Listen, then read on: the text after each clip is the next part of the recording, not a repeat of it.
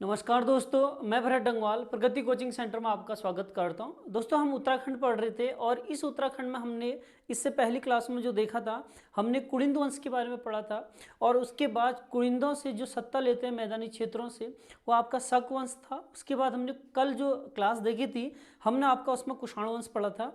आज इसमें काम करते हैं। अब जितने छोटे देखा जाए तो उत्तराखंड में और भी आपके छोटे छोटे जो हैं आपके राजवंश देखने को मिलता है, तो उन्हीं राजवंशों की आज हम इसमें बात करेंगे। तो यानी कि कुड़िंदों के बाद के काल को ही जो है यहाँ पर आपका जो है कुड़िंदोत्तर काल के नाम से जाना जाता है। तो आज कुड़िंदोत्तर काल में जो भी आपके छोटे राजवंश है, आज हम इन्हीं की बात करने वाले हैं। तो सबसे पहले अगर मैं बात करूं तो सबसे पहले आज हम इसमें जो देखेंगे आपका यौधेय वंश देखेंगे। हम इसमें आपके यौधेय वंश के बारे में पढ़ेंगे। दूसरा अगर हम देखें तो इसमें जो आपके पर्वतीय कुड़िंद है, यानी कि जो पर्वतीय कुड़िंद है, इन पर्वतीय कुड़िंदों की बात करेंगे। ज़्यादा इसमें कुछ है नहीं, इसमें आपको केवल इतना बताना है कि आपके पर्वतीय कुड़िंदों की एक मुद्रा हमें देखने को मिलती है, उन मुद्राओं की यहाँ पर बात करेंगे। साथ ही साथ अगर इसमें देखा जाए तो हम इसमें एक वंश और पढ़ते हैं जिसे आपके युगसैल वंश के नाम से जाना जाता है। अगर देखा जाए तो युगसैल का वार्षगणीय वंश उसे बोला जाता है, वार्षगणीय गोत्रीय वंश के नाम से उसे आपका जाना जाता है। तो तीसरा हम ये वंश पढ़ेंगे। साथ ही साथ अगर देखा जाए तो चौथा इसमें जो है आपके शिव भवानी वंश के नाम से होता है, शिव भवानी वंश, हम इसके बारे में आपका देखेंगे। इसके बाद अगर देखा जाए तो हम इसमें आपका जो है आपके कुलूत वंश पढ़ेंगे, जो कुल्लू के क्षेत्र में पड़ता है, आपके कुल्लू मनाली हिमाचल प्रदेश में। और इसके बाद जो है आपका मित्र वंश है, आप इसे मित्र वंश कहिए या गोपीषाण का मित्र वंश कहिए, इसके बारे में हम इसमें देखेंगे। इसके बाद देखा जाए तो सातवां हम इसमें जो है आपके छांगलेस वंश के बारे में पढ़ेंगे। छांगलेस, इसमें ज़्यादा कुछ जानकारी देखने को नहीं मिलेगी। हम देखें तो इसकी एक छांगलेस प्रशस्ति हमें लाखा मंडल से देखने को मिलती है, इसकी बात करेंगे। साथ ही साथ अगर देखें तो इसमें हम एक और वंश पढ़ेंगे, इसे यदु वंश बोलते हैं। इसे देखा जाए तो ये आपका शिवपुरी का आपका यदु वंश के नाम से जाना जाता है, जो लाखा मंडल वाला क्षेत्र था, या इसी को आपके यादव वंश के नाम से आपका जाना जाता है। और इसमें अगला जो हम देखेंगे, इसमें आपका नागवंश होगा, नागवंश के बारे में पढ़ेंगे। और साथ ही साथ जो इसका बाद वाला जो टॉपिक होगा, हम इसमें आपके ब्रह्मपुर के बारे में पढ़ेंगे। और इस ब्रह्मपुर में शासन करने वाले जो थे, उन्हें पौरव वंश के नाम से जाना जाता है, जिन्हें आपके हेनसांग ने आपके पर्वताकार आपका वंश नाम दिया है। तो ये टॉपिक हम अलग से देखेंगे, इस वाले को हम कल पढ़ेंगे। आज जो हमारे पास जो योद्धे छोटे छोटे जो राजवंश है, इनकी हम बात करते हैं। तो सबसे पहले अगर देखा जाए तो सबसे पहले अब हम जो इसमें पढ़ेंगे, सबसे पहले वो कौन सा वंश है, आपके यौधेय वंश है, यौधेय वंश।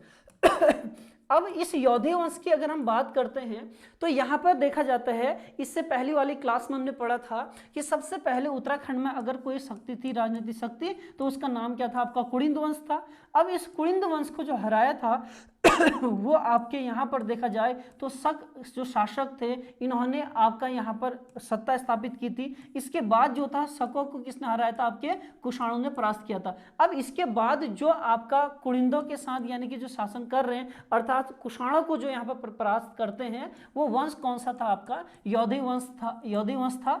अब यानी कि हम जो पढ़ने वाले कौन सा वंश है, यौधेय। अब आपके समझ में ये आ रहा होगा कि जो कुड़िंदों के बाद का जो काल है, कुड़िंदोत्तर काल के नाम से जाना जाता है। और साथ ही साथ कुड़िंदों के बाद शक वंश ने यहाँ पर शासन किया, इसके बाद कुषाण वंश आया, और उसके बाद यौधेय वंश आया। और साथ ही साथ आपको ये भी याद रखना है कि जो कुड़िंद है वो पूरी तरीके से समाप्त नहीं हो रखा है, वो पर्वतीय कुड़िंद के नाम से आपका शासन कर रहे हैं। इसके बाद यौधेय वंश के बाद हम उसी पर आपकी चर्चा करने वाले हैं। अब यहां पर अगर देखा जाए तो सबसे पहले ये बात को याद रखना कि कुड़िंदोत्तर काल अर्थात कुड़िंदों के बाद वाले काल की अगर हम बात करें तो सबसे शक्तिशाली अगर कोई वंश था तो वो कौन था, आपका यौधेय वंश। तो आप ये याद रखना, सबसे शक्तिशाली जो वंश माना जाता है आपके कुड़िंदोत्तर काल का, वो कौन सा था, आपका यौधेय वंश, उसका नाम था। अब यहां पर देखा जाए तो जो यहां पर इस समय पर देखा जाए तो कुड़िंदों को आपके मैदानी भागों से हटाया था आपके शकों ने, इनको शकों को हटाया आपके कुषाणों ने। अब यहां पर मौका था आपके यौधेय के पास में, तो यौधेय ये चाहते थे कि जो आपका मैदानी भाग है उस पर वो कब्जा कर ले। इसीलिए उसने क्या किया, उसने यहां पर आपकी दो शक्तियों का सहारा लिया। पहली शक्ति की बात करें तो जो आपके पर्वतीय कुड़िंद थे, इन पर्वतीय कुड़िंदों का साथ इसने लिया, और साथ ही साथ दूसरा जो आपकी एक जाति और थी जिसे आपके अर्जुन नायन जाति के नाम से जाना जाता है। तो इन दोनों की जो मदद से इसने क्या किया, आपके योद्धे ने क्या किया, यहां से आपके मैदानी भागों से कुषाणों को हटा दिया। अर्थात यानी कि अर्थात जो आपका मैदानी भाग था, इस मैदानी क्षेत्रों से जो था किसको हटा दिया, कुषाणों को हटा दिया। और कुषाणों को हटाने के बाद इन्होंने क्या था, आपके मैदानी भागों में भी आपका क्या किया, शासन किया। तो आपको यह याद रखना है कि कुलिंदों को हटाने के बाद शक वंश आया, शकों को हराने के बाद कुषाण, और उसी स्थान से जो था आपके योद्धे ने जो था पर्वतीय कुलिंदों से मदद ली और साथ ही साथ अर्जुनायन जाति से मदद ली और मैदानी भागों पे क्या कर लिया, अपना अधिकार कर लिया। अब यानी कि अब पूरे मैदानी क्षेत्र पे जो शासन करेंगे वो कौन करेगा, आपका योद्धे वंश करेगा। अब आपको ये भी याद रखना है, अगर इसकी जानकारी हमें बोलें कि कहां से प्राप्त होती है, तो हमें इनकी जो जानकारी प्राप्त होती है योद्धे की, कि इन्होंने किस तरीके से कुषाणों को परास्त किया था, इनकी मुद्राएं से हमें देखने को मिलती है। आपको ये बात याद रखनी है, जो आपके योद्धे हैं, इन योद्धे की जो मुद्राएं हमें प्राप्त होती है वो आपका जो है शिमला वाला जो क्षेत्र है, शिमला से प्राप्त होता है। ये आपका जो क्षेत्र है, आपका इसमें देखा जाए तो आपका जो कांगड़ा वाला क्षेत्र है, कांगड़ा वाले क्षेत्र से हमें ये आपके देखने को मिलते हैं। और साथ ही साथ अगर देखा जाए तो उत्तर प्रदेश का जो सहारनपुर वाला क्षेत्र है, यहाँ से भी देखने को मिलते हैं। आपको ये याद रखना है कि आपके हिमाचल प्रदेश से इनकी मुद्राएं देखने को मिलती है और साथ ही साथ जो उत्तर प्रदेश का सहारनपुर है, वहाँ से हमें इनकी मुद्राएं देखने को मिलती है। और ये याद रखना, आपका जो उत्तराखंड है, उत्तराखंड के 2 स्थानों से हमें इनकी मुद्राएं आपके देखने को मिलती है। सबसे पहला जो क्षेत्र है वो आपका ये क्षेत्र आपका लाखामंडल वाला क्षेत्र आ जाता है। और जो यहाँ पर दूसरा क्षेत्र है, ये आपका कौन सा क्षेत्र है, इसे कालो डांडा के नाम से जाना जाता है। लेसडाउन का नाम ही आपका कालो डांडा है। तो कालो डांडा से हमें आपका जो है इनकी मुद्राएं आपके देखने को मिलती है। तो एक आपका देहरादून हो गया, खासकर जो जौनसार वाला क्षेत्र है वहां से हमें ये देखने को मिलता है। और दूसरा आपका कौन सा हो गया, कालो डांडा हो गया। इसका मतलब ये हो गया कि जो योद्धे हैं इनकी मुद्राएं हमें 3 राज्यों से देखने को मिलती है। एक सबसे पहला हिमाचल प्रदेश वाला क्षेत्र हो गया, दूसरा आपका जो है उत्तर प्रदेश का सहारनपुर क्षेत्र हो गया, और साथ ही साथ जो है आपके उत्तराखंड के 2 जगह लाखामंडल और कालो डांडा से हमें ये चीजें देखने को मिलती है।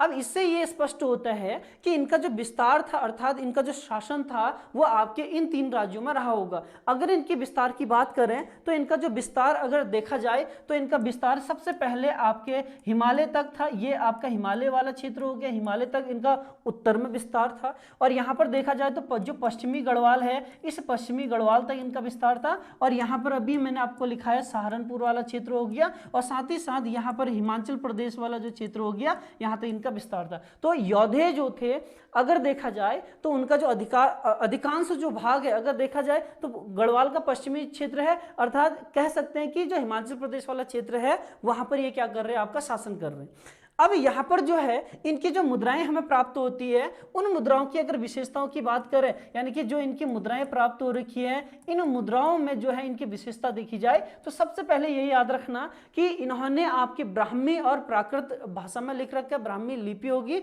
और प्राकृत भाषा होगी। इन्होंने जो अग्रभाग है, उस अग्रभाग पर इन्होंने अपने जो देवता हैं जिनका नाम कार्तिकेय हैं, तो कार्तिकेय का चित्र अंकित कर रखा है। आपको ये याद रखना है कि कार्तिकेय का चित्र इन्होंने अंकित कर रखा है। और इसमें आपका जो है जैसे एक लेख भी लिख रखा है, इसमें जो लेख इन्होंने लिखा हुआ है आपके योद्धे गणेश जय करके आपका एक लेख इन्होंने लिख रखा है। किस भाग पे, आपके अग्रभाग पे। तो आपको ये याद रखना है इनकी मुद्राएं की विशेषताओं में इन्होंने अग्रभाग में जो है अपने देवता जो है कार्तिकेय देवता का चित्र अंकित कर रखा है। और जो उसमें एक लेख लिखा हुआ है आपके योद्धे गणेश जय करके लिखा हुआ है, इससे यह स्पष्ट होता है कि गणतंत्र जो आपका इनका जो शासन रहा होगा वो आपके गणतंत्रात्मक रहा होगा। इसकी जानकारी हमें से देखने को मिलती है। और जो पश्चिम भाग में है, एक इसमें देवी का चित्र अंकित कर रखा है, और किताब में यह भी लिखा हुआ है कि जो देवी का चित्र है वो दाहिना हाथ उठाए हुए है। आपको यह भी याद रखना है। तो इतना जो है आपके इनकी मुद्राओं में देखने को मिलती है। अब यहां पर क्या था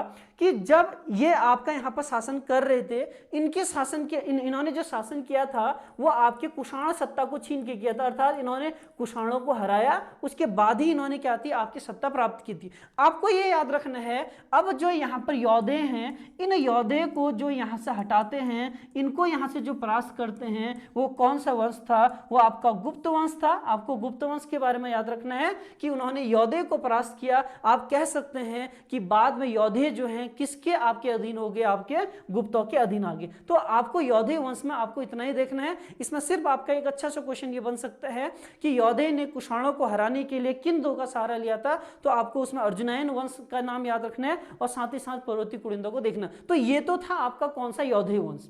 अब इसमें हमने बात की थी कि आपका दूसरा जो वंश रहेगा वो कौन सा रहेगा, आपका पर्वती कुलिंद रहेगा। हमें यहाँ पर अब दूसरा जो देखना है वो क्या देखना है, आपके पर्वती कुलिंदों को देखना है। अब आपको पता है कि इससे पहले हमने जो पढ़ा था कि कुलिंदों का जो शासक था जिसका नाम अमोघभूति था, अमोघभूति की मृत्यु लगभग 60 ईसा पूर्व के आसपास में होती है। तो यहाँ पे जो सत्ता, यहाँ पे शासन करने का जो मौका मिल गया था वो किनको मिल गया था, शकों को मिल गया था और शकों ने उत्तराखंड के मैदानी भागों पे आपका कब्जा कर लिया और जो कुलिंद बचे वो पर्वतीय क्षेत्र में शासन करने लग गए और वो पर्वतीय कुलिंद के नाम से आपके जाने जाते हैं। ये आप पिछली क्लास में आप देख चुके हो।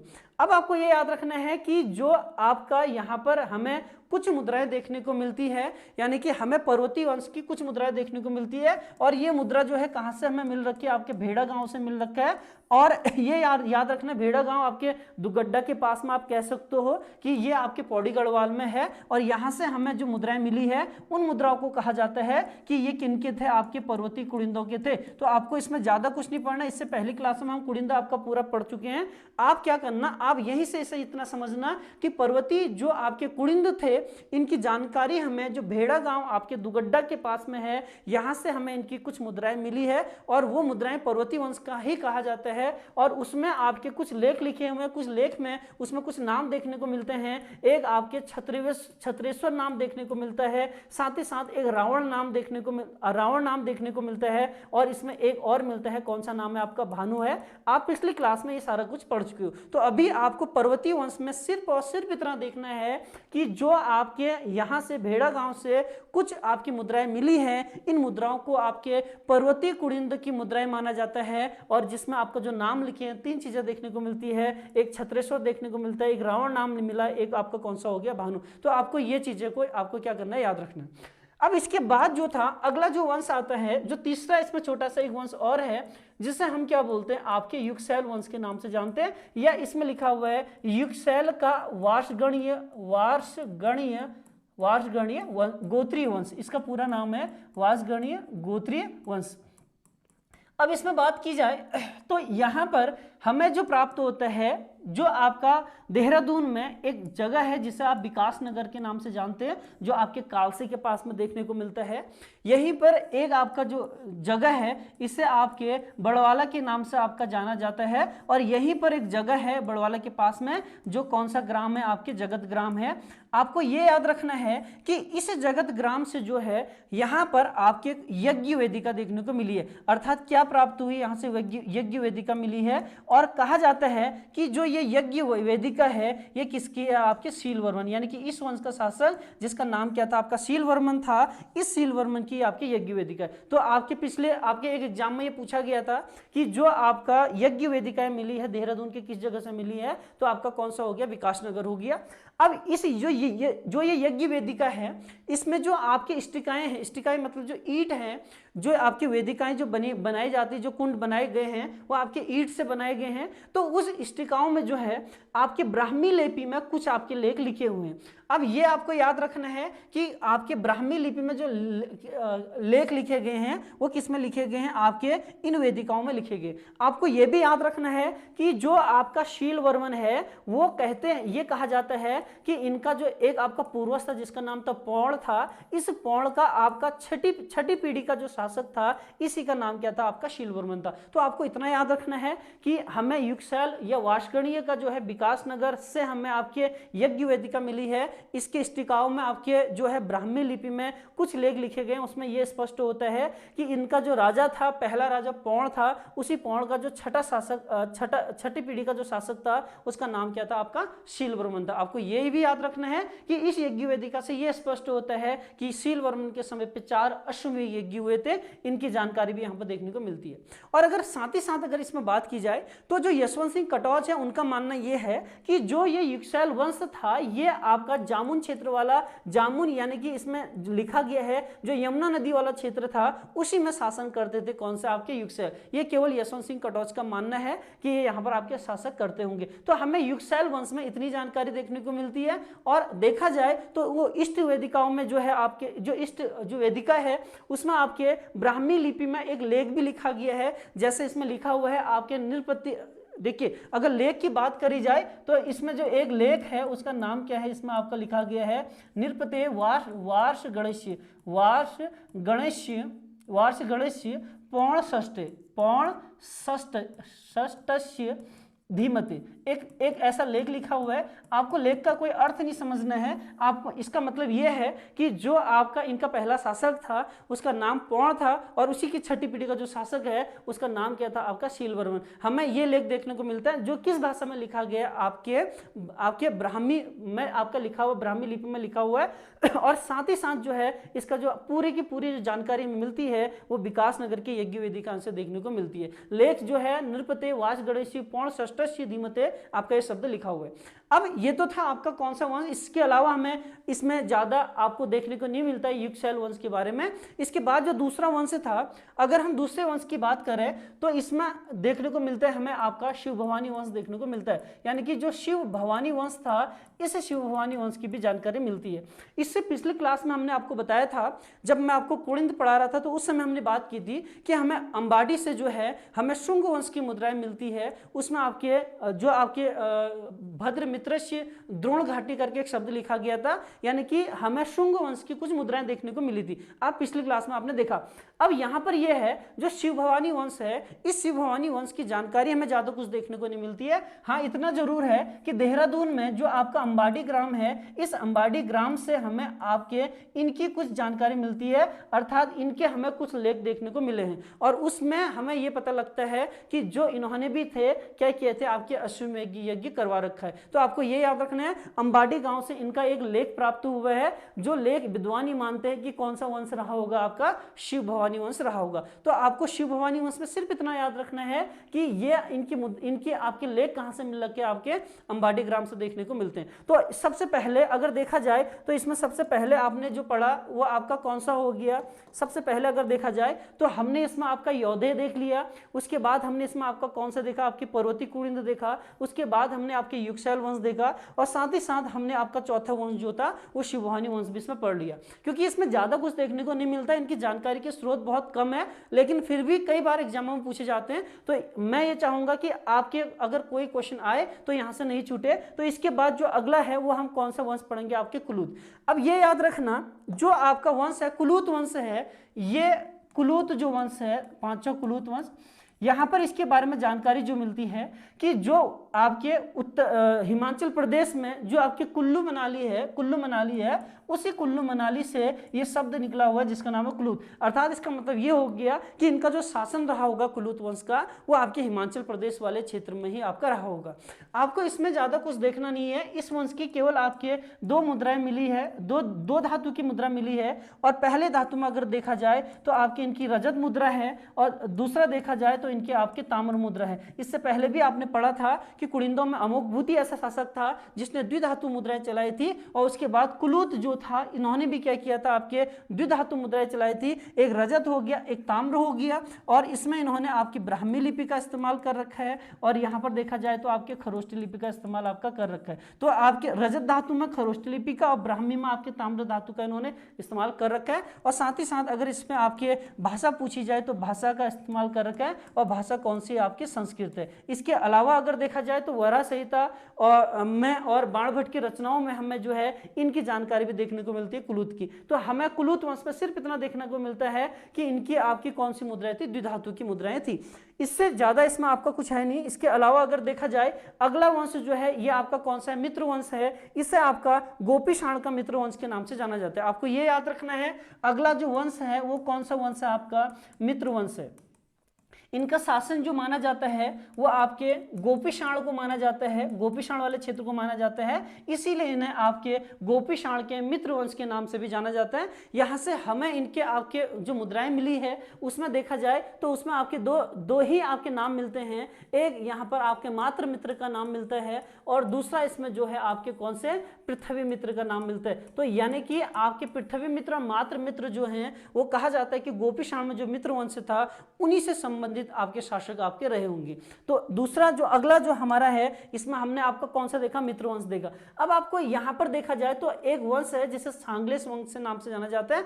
आपको ये याद रखना है हमें इनकी जानकारी का एकमात्र स्रोत जो है इनकी छांगलेस जो प्रशस्ति है इससे हमें इनकी जानकारी देखने को मिलती है। और ये उस छांगलेस प्रशस्ति जो है हमें देहरादून के लाखा मंडल से देखने को मिलती है। यहाँ पर देखा जाए तो इनके आपके 7 राजाओं के नाम जो है उस प्रशस्ति में अंकित है। और उसमें आप ये याद रखना सबसे पहला ही नाम उसमें आपके नरपति जयदास का मिलता है। नरपति जयदास जो है नरपति जयदास देखने को मिलता है। तो पहले शासक कौन सा हो गया, आपके नरपति जयदास। अगर देखा जाए कुछ नाम इसमें मिट चुके हैं, कुछ नाम इसमें देखने को मिलते हैं। तो 7 नाम आपको यहाँ पर देखने को मिलेंगे। आपको 7 के 7 नाम नहीं पढ़ने हैं, आपको इतना पता करना है कि जो छांगलेस जो प्रशस्ति है वो देहरादून के लाखा मंडल से हमें देखने को मिलती है, जिसमें आपके कितने 7 राजाओं का नाम है। 7 राजाओं में एक राजा है जिसका नाम क्या है, आपका नरपति जयदास है। इसके बारे में हमें जानकारी देखने को मिलती है। इसके बाद देखा जाए तो आपका एक वंश है जिसे यदु वंश के नाम से जाना जाता है, यानी कि इसे यदु वंश कहिए, ये यादव वंश कहिए, या आपके शिवपुरी का यादव वंश भी आप इसमें कह सकते हो। अगला जो वंश है उसका नाम क्या है, आपका यदु वंश। यदु वंश ये यदु वंश जो है या ये जो आपका यादव वंश है ये कहाँ पर है, आपके ये आपका जो है देहरादून में स्थित है, जो आपका लाखा मंडल वाला क्षेत्र है। अब आपको ये याद रखना है कि जो यदु वंश है इसकी जानकारी जो है हमें आपका जो है एक ही इसका जानकारी का स्रोत, अहम स्रोत है, वो आपका जो राजकुमारी ईश्वरा है, राजकुमारी ईश्वरा का लेख देखने को मिलता है। अर्थात यदु वंश, कई बार क्वेश्चन आया है कि जो राजकुमारी ईश्वरा है उसका संबंध किस वंश से है, तो वो कौन सा हो गया, यदु वंश, या आप उसे क्या कहिए, यादव वंश कहिए। तो यहाँ पर ईश्वरा का हमें आपका एक लेख प्राप्त होता है, उसमें देखने को मिलता है उन्होंने लिख रखा है कि 12 पीढ़ियों यानी कि उनके 12 राजाओं के नामों का आपका अंकन कर रखा है और पहला राजा ही आपका जो है सेनवर्मन है। तो आपको ये याद रखना है कि इनका पहला राजा आपका सेनवर्मन, और इसी के साथ साथ देखा जाए तो कितने राजाओं का नाम अंकित मिलता है, आपके 12 राजाओं का नाम इसमें अंकित मिलता है। अब यहाँ पर इसके बाद अगर हम आगे बात करें तो जो राजकुमारी ईश्वरा थे इनके पिता का नाम जो था आपका भास्कर वर्मन था, और इन भास्कर वर्मन ने जो था इनका विवाह जो था आपके जालंधर के राजा के साथ कर दिया था। तो जालंधर का जो राजा है उस राजा का नाम क्या था, आपका चंद्रगुप्त था। तो आपको ये याद रखना है कि जालंधर के राजा चंद्रगुप्त से ही आपका क्या था, राजकुमारी ईश्वरा का विवाह हुआ था। फिर से मैं आपसे ये कहूंगा कि ये क्वेश्चन पूछा गया था कि राजकुमारी ईश्वरा जो है वो किस वंश से संबंधित है, तो यदुवंश याद रखना या यादव वंश याद रखना, और अगर उनके पिता का नाम आए तो भास्कर वर्मन हो गया, और जालंधर के राजकुमार जो आपके चंद्रगुप्त थे उनके साथ क्या था, उनका आपका विवाह करवाया था। अब यहीं पर आपके कुछ क्वेश्चन इसमें और देखें तो आपको ये याद रखना है कि जो लाखा मंडल का जो आपका शिव मंदिर है उसका निर्माण भी आपके जो है राजकुमारी ईश्वरा ने करा रखा है, और उसमें जो है आपके पार्वती के पैरों के जो चिन्ह है वो देखने को मिलते हैं। तो आपको ये याद रखना है कि जो लाखा मंडल का जो मंदिर है शिव मंदिर, उसका निर्माण किसने करा रखा है, आपके राजकुमारी ईश्वरा ने। तो हमें इससे ज्यादा इसमें कोई भी जानकारी देखने को नहीं मिलती। अब अगला इसमें देखा जाए तो लास्ट अंतिम जो है वो आपका कौन सा वंश है, आपका नागवंश है। हम जो ब्रह्मपुर वाला क्षेत्र है उसे कल देखेंगे। जो आपका नागवंश है इस नागवंश के बारे में हम जान लेते हैं। आपको ये याद रखना है कि जो आपका नवा वंश था जिसका नाम आपका नागवंश था, इस नागवंश की जानकारी जो है हमें आपके चमोली का जो गोपेश्वर है उस गोपेश्वर के त्रिशूल लेख से देखने को मिलती है। तो ये आपको याद रखना है कि गोपेश्वर का जो त्रिशूल लेख है इसमें हमें जो है आपके नागवंश की जानकारी देखने को मिलती है। अब इस वंश का अगर इस त्रिशूल लेख में हम बात करें तो हमें कुछ शासकों के नाम मिलते हैं, जैसे इसमें आपके गणपति नाग का नाम मिल जाता है, जैसे इसमें आपके स्कंद नाग का नाम मिल जाता है, साथ ही साथ इसमें आपका एक नाम और है जिसका नाम विभु नाग है, और चौथा जो हो गया वो कौन सा हो गया, आपके अंशु नाग हो गया। तो हमें आपके गोपेश्वर का जो त्रिशूल लेख है उसमें हमें 4 राजाओं के नाम देखने को मिलते हैं, एक गणपति, एक स्कंद नाग, विभु हो गया और अंशु हो गया। इसमें सबसे शक्तिशाली जो शासक था उसका नाम क्या था, आपका गणपति नाग था। कहा जाता है कि जो आपका गोपेश्वर का जो त्रिशूल लेख है उसको लिखने का जो कार्य किया था वो किसने किया था, आपके गणपति नाग ने ही आपका कर रखा है। तो आपके नाग वंश का सबसे शक्तिशाली शासक कौन हो गया, गणपति। और ये याद रखना कि इनकी जानकारी का एक अहम स्रोत है गोपेश्वर का आपका त्रिशूल लेख। जब हम अशोक चल पड़ेंगे उनके भी यहाँ पर लेख देखने को मिलते हैं। ये हम जब कत्यूरे के समय पर जो बाह्य आक्रमण होता है उसके बारे में जब पढ़ेंगे तो फिर से हम यहाँ पर त्रिशूल लेख के बारे में देखेंगे। तो आज हमने जो पढ़ा वो कुलिंदोत्तर काल पढ़ा, उसमें हमने कुछ छोटे जो वंश थे जो शासन कर रहे थे इनकी जानकारी हमें ज्यादा तो नहीं देखने को मिलती है, लेकिन ये याद रखना एक एक क्वेश्चन अगर इसमें बन जाए तो आपको ये आने चाहिए। तो सबसे पहले हमने इसमें आपका कौन सा यौधेय वंश देखा, उसके बाद हमने पर्वतीय कुलीन देखे, उसके बाद हमने युगसैल का आपका वार्षगण गोत्रीय वंश देखा, उसके बाद शिव भवानी वंश हो गया, कुलूत हो गया, गोपीषण का मित्र वंश हो गया, और आपका देहरादून में छांगलेक वंश हो गया, और आपका शिवपुरी का यदु या यादव वंश हो गया। इसके बाद हमने जो देखा था अंतिम वो नागवंश देखा था। अब हम इसमें देखेंगे आपके ब्रह्मपुर, और ब्रह्मपुर में जो शासन कर रहे हैं वो आपका कौन सा है, आपका पौरव वंश है। हमें इनकी कैसे कैसे जानकारी मिलती है तो हम इसमें कल की क्लास में से देखेंगे। धन्यवाद।